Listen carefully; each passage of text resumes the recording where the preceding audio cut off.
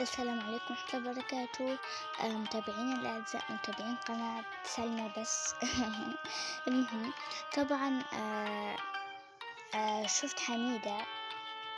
لو ما تعرفوش من هي حميدة، يوتيوبر مغربية. المهم لكنها تتكلم لغة مفهومة للعرب التانيين. فأنا شفت منها فكرة بأنها تبحث عن بلادها. هذه الفكرة ما خطرتليش من قبل. اوكي، اول سؤال معنا. طبعا جربتنا نديرها ترند، طبعا انما ليبيا هو مش ترند. هالشي باهي ان شاء الله يكون ترند لو داروا ظروف. المهم طبعا انا من ليبيا فبنبحث عن بلادي، يعني بأساس ترى هلبة. يلا نكمل، لا تصير بسرعة هلبة. هل ترضتي الشخصية ملابس نسائية؟ أنا لا أعلم أن في بنات ولاد. هل الشخصية يوتيوبر؟ أنا لا أعلم أن في يوتيوبر ولا. هل تهمك الشخصية بشكل خاص؟ المهم يتهمني بحبها بلادي. هل الشخصية أنثى؟ أنا لا أعلم أن في بنات ولاد قلت. هل توفيت الشخصية في فرنسا؟ أنا لا أعلم. هل الشخصية هادئة الطبع؟ أنا لا أعلم في هلبة. هل الشخصية من فريق شنو؟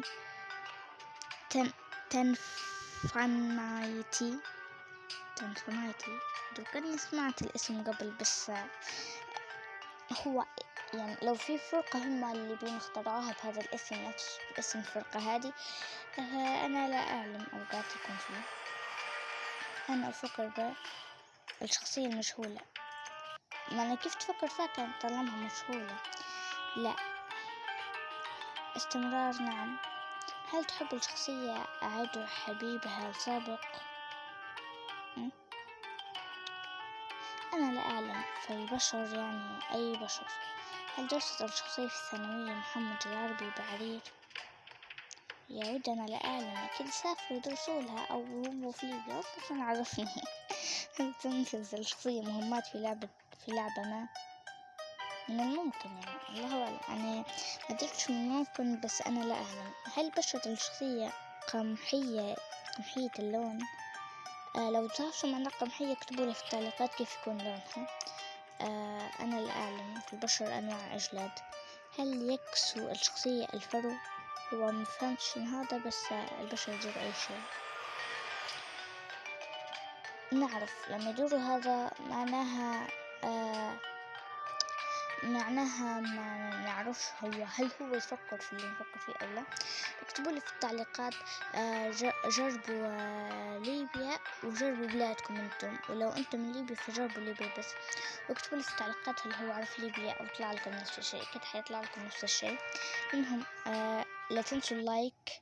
اللايك مهم جدا. اذا انتم من ليبيا دوروا لايك ونشوفوا كم عدد الليبيين اللي يتفرجوا علي. انا نعرف واحد بس، زوز تاني هم ماما، وهي زادة مشتركة في قناتي، لكن عمي فوق كانها متابعتي يعني هيك. يعني حتى هي على الفيسبوك موجودة معي أصلا، نحب بعض طبعا زي أي علاقة.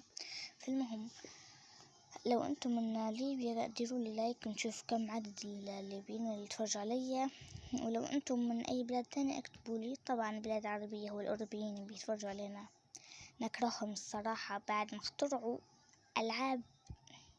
المهم يلا حتى أصلا ما يقدروش يفهموني. المهم لو أنتم من أي بلاد تانية عربية تشرفنا رؤيتكم.